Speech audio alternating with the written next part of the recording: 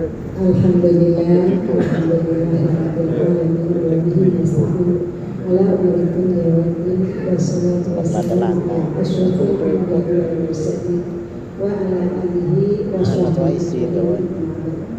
yang kami hormati Bapak Kepala Madrasah Sanawiyah Negeri 1 Kabupaten Tegal, Bapak Dr. Andes Haji Muhsin MPD, yang mudah-mudahan dimuliakan pula oleh Allah Subhanahu wa Ta'ala, dan para wakil, para dewan guru, karyawan, kepala tata usaha lupa, mohon maaf. Yang mudah-mudahan semuanya diberkahi oleh Allah Subhanahu wa Ta'ala. Amin ya rabbal alamin. Pada kesempatan yang mulia ini, marilah kita senantiasa manjatkan puji syukur kehadirat Allah Subhanahu wa Ta'ala dengan rahmat, hidayah dan taufiknya. Pada siang hari ini kita masih diberi kesempatan, diberi kekuatan oleh Allah Subhanahu wa Ta'ala untuk menjalani kewajiban sholat duhur, apalagi secara berjamaah, dan ada sedikit tausiah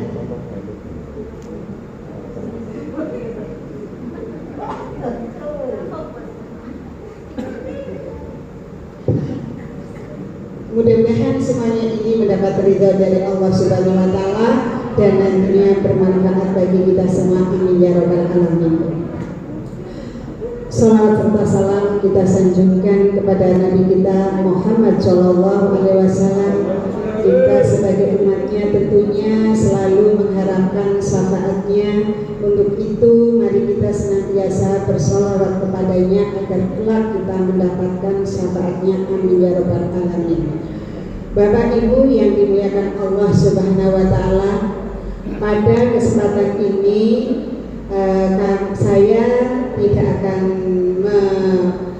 menyampaikan sesuatu yang banyak barangkali, karena ini juga sudah dipesan oleh teman-teman dan kami hanya sekedar mengingatkan kembali, karena ini kita alhamdulillah sudah memasuki bagi yang puasa hari Sabtu barangkali ya, sudah masuki 10 hari kedua. Hari ini mulai 10 hari kedua dari bulan Ramadan. Dan bagi yang mungkin dari hari Ahad berarti masih masuki terakhir, masuki hari 10 di bulan Ramadan. Yang mana panjenengan tentunya sudah tahu bahwa dalam bulan Ramadan di 10 hari pertama mengandung apa Pak Faris bin orang antum? 10 hari pertama di bulan Ramadan mengandung garam mata. Nah kemudian bagian ini masuki 10 hari kedua berarti mengandung mahfirah. Iya. Kemudian yang ketiga 10 hari terakhir mudah-mudahan nanti kita bisa lebih baik dalam meningkatkan amal ibadahnya, karena nanti kita akan dijauhkan dari api neraka, ifkum minan nar. Nah, agar kita semuanya bisa mendapatkan seperti itu, yang mana tujuan dari menjalani ibadah atau sholat di bulan Ramadan atau siang, yang lebih tepatnya itu siang di bulan Ramadan ini, yang sudah tertera dalam surat Al-Baqarah 183, panjenengan semua sudah hafal barangkali, karena dalam bulan-bulan ini setiap ada tausiah, ada ceramah pasti menyampaikan ayat tersebut, yang mana tujuannya adalah tatakun, ya, untuk mencapai suatu ketakwaan. Ya ayyuhalladzina amanu kutiba alaikumusiyam kama kutiba alal ladzina min qablikum la'allakum tattaqun. Nah, itulah tujuan utamanya, untuk mencapai ketakwaan. Ternyata untuk mencapai ketakwaan kalau kita kaji itu tidaklah mudah, karena tentunya kita bisa tergolong orang takwa, puasa kita bisa membentuk ketakwaan pada diri kita. Tentunya puasa kita benar-benar harus melampaui langkah-langkahnya. Yang pertama tentunya syarat sahnya, insya Allah semuanya sudah syarat wajibnya puasa ya.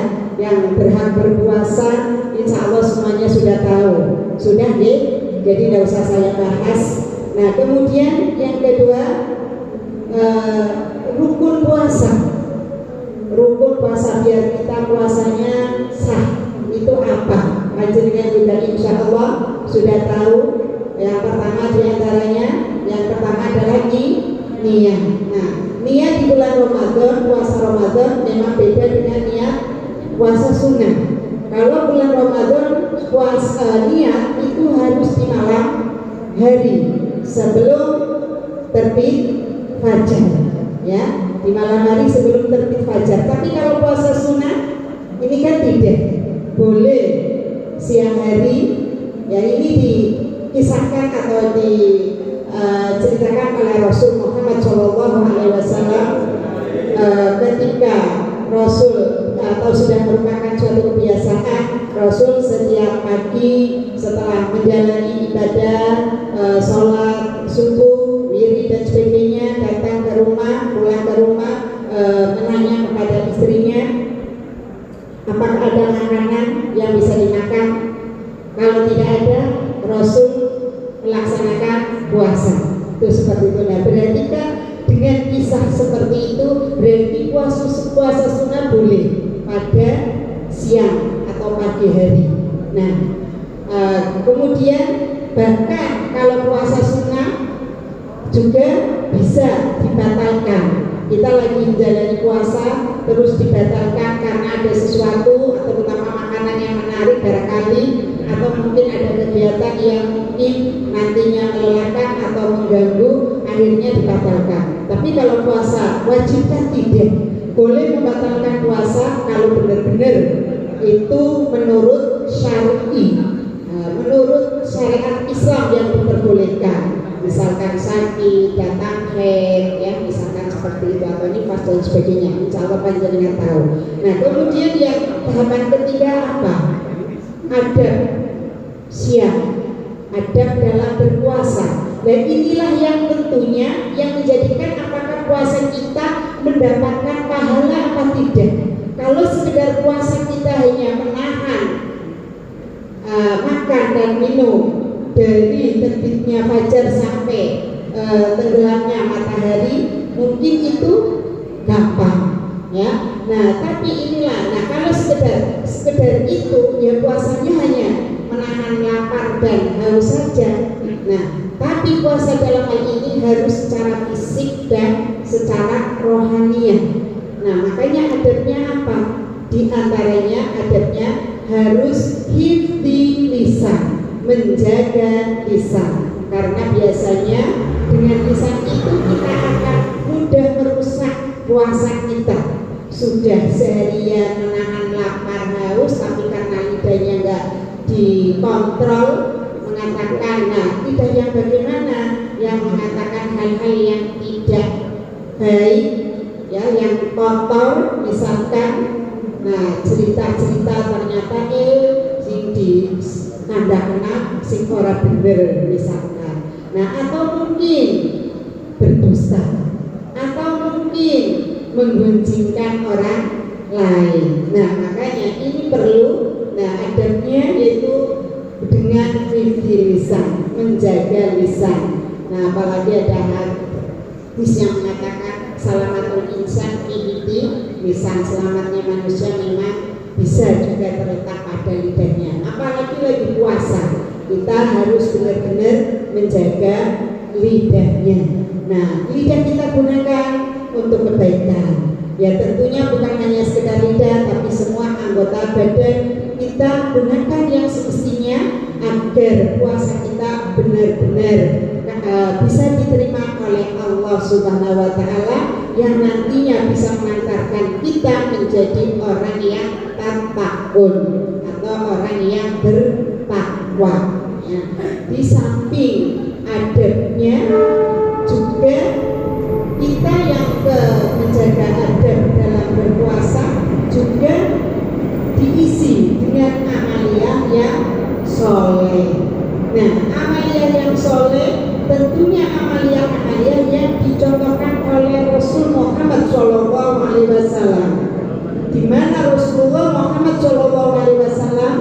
Beliau padahal seorang yang sudah dijaga dari kemaksimannya, dijaga dari dosa-dosa kecilnya, tapi beliau dalam masuki bulan Ramadan benar-benar dia itu beribadah semaksimal mungkin, apalagi akhir dari 10 Ramadan.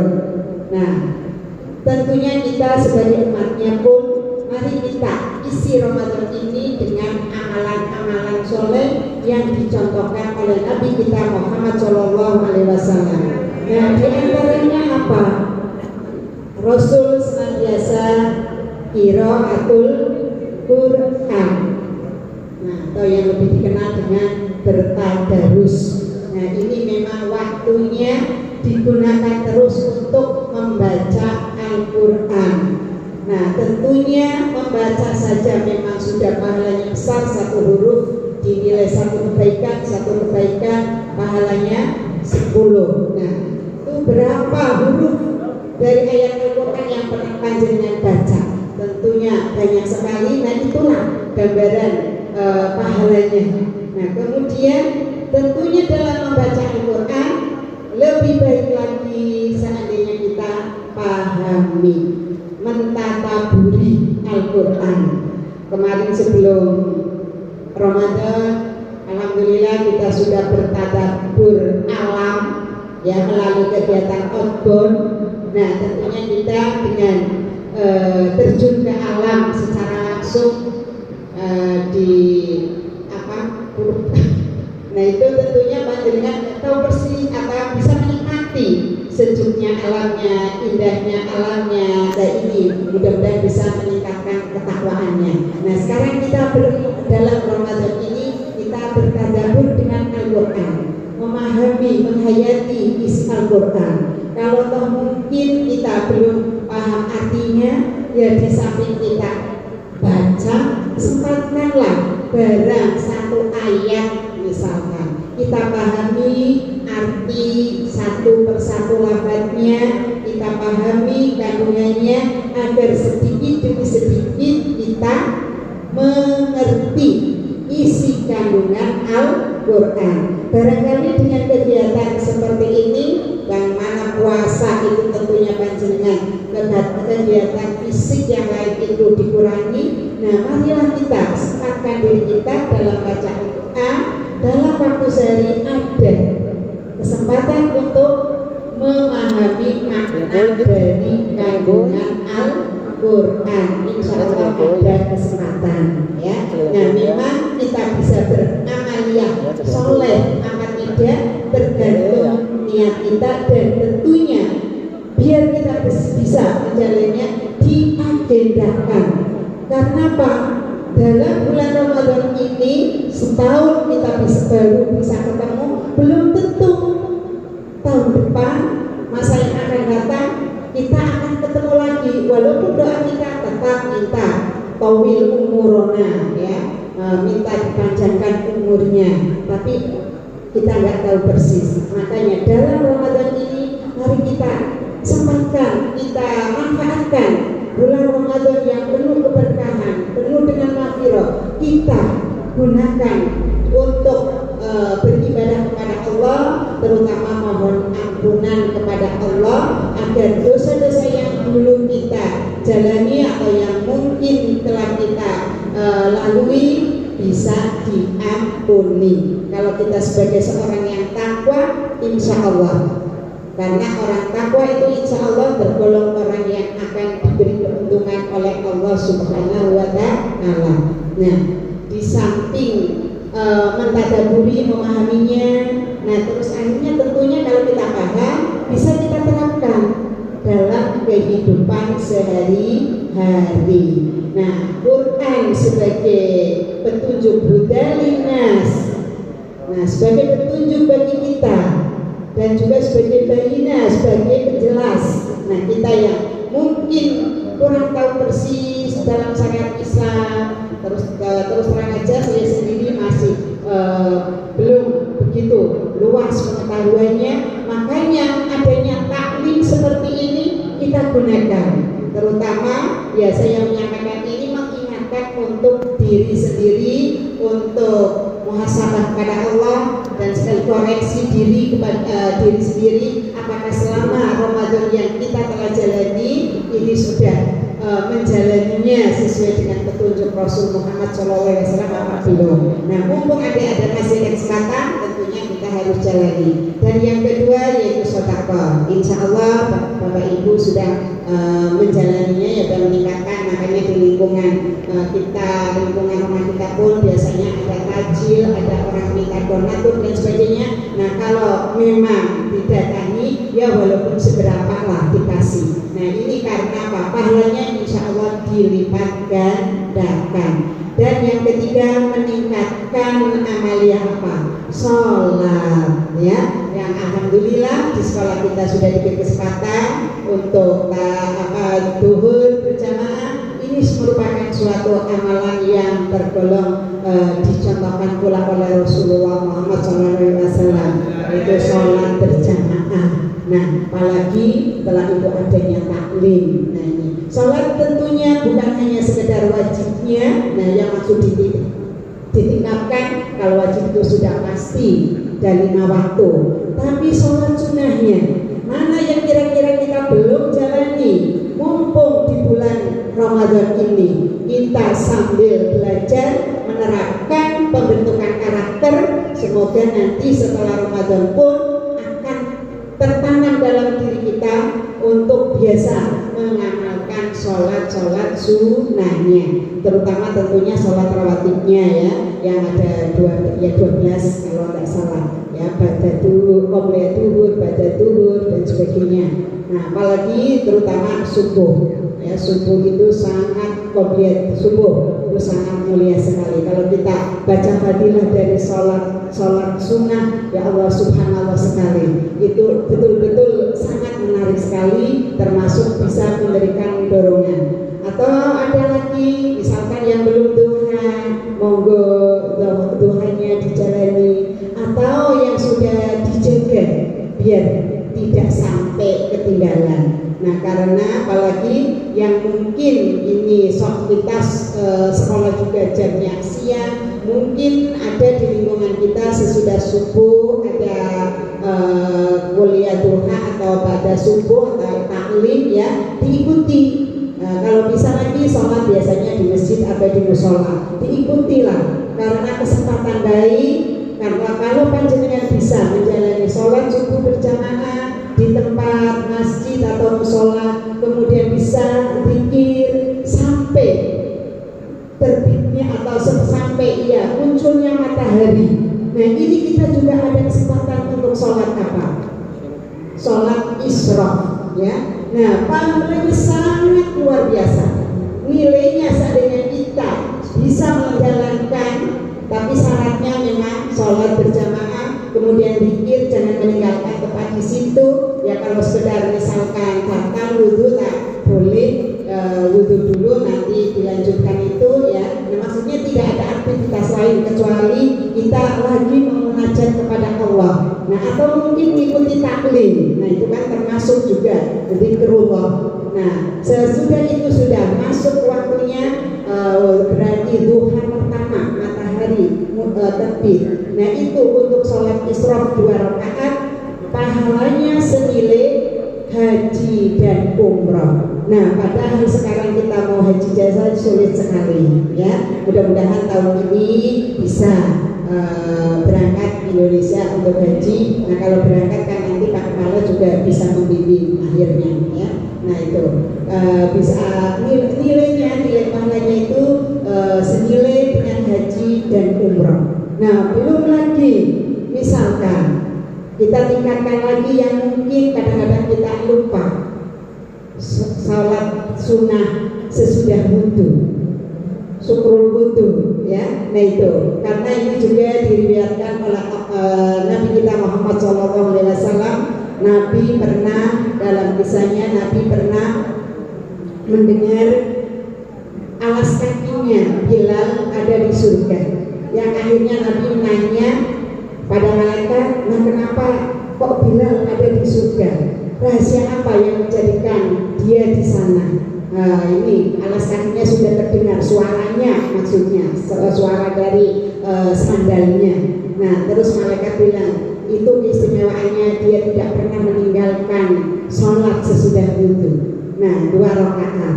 Nah mudah-mudahan kalau misalkan tahajud, insya Allah ya, apalagi ini yang namanya puasa itu ampunan dari Allah tidak sekedar pada waktu-waktu tertentu seperti di luar Ramadan. Kalau di luar Ramadan kan waktu mustajabah ada waktu-waktu tertentu, sepertiga dari akhir malam misalkan, atau mungkin hari Jumat dan sebagainya. Nah tapi kalau Ramadan 24 jam full itu penuh keberkahan, penuh dengan maghfirah.